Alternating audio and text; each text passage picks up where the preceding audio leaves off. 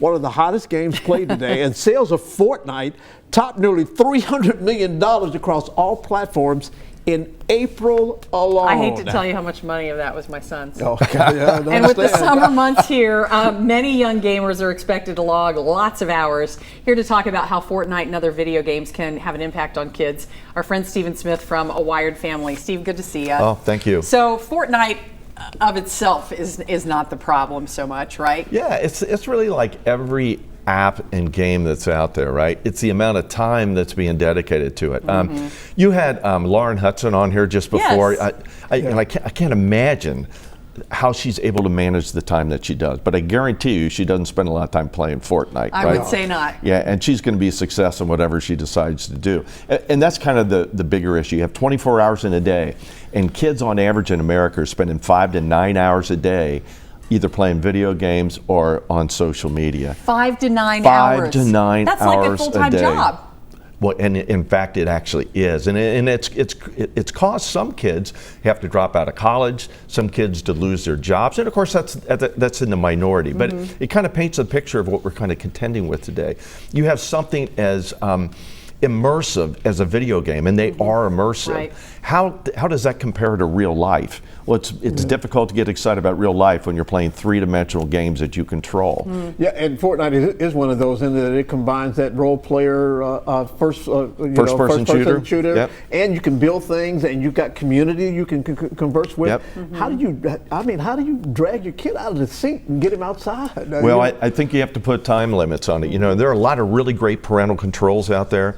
Bark is one, Circle with Disney is another, where you can say, okay, you can play this game, and you can play for 20 minutes, you can play for a half hour, or you can play for an hour. But at the end of that time that you've defined as the limit, it's off, they can't play any longer. Wow. But the overwhelming majority of parents don't choose to do that.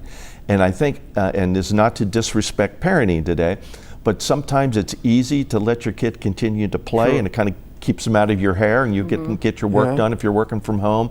But what we know today is many psychiatrists believe if a child is online with a video game or on social media for more than 2 hours a day, that begins to affect their mental health. And we've had a 70% increase at Children's Hospital of children being admitted for mental health issues since 2011. You think there's a direct correlation? I think there is a direct correlation. Of course, there are other things going on in our world. You got opioid abuse. You had the the fall of the economy in 2008. People have lost their jobs, but the reality is we've always had war, we've always had drug abuse, we've always had all of these things.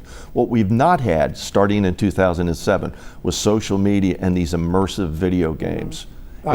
So do you think it should be according to age, according to, some are different, you can be a little freer with it than during school time? Like, how should parents make those decisions of how long I'm going to let kids? Well, first, I always suggest you sign a contract with your child.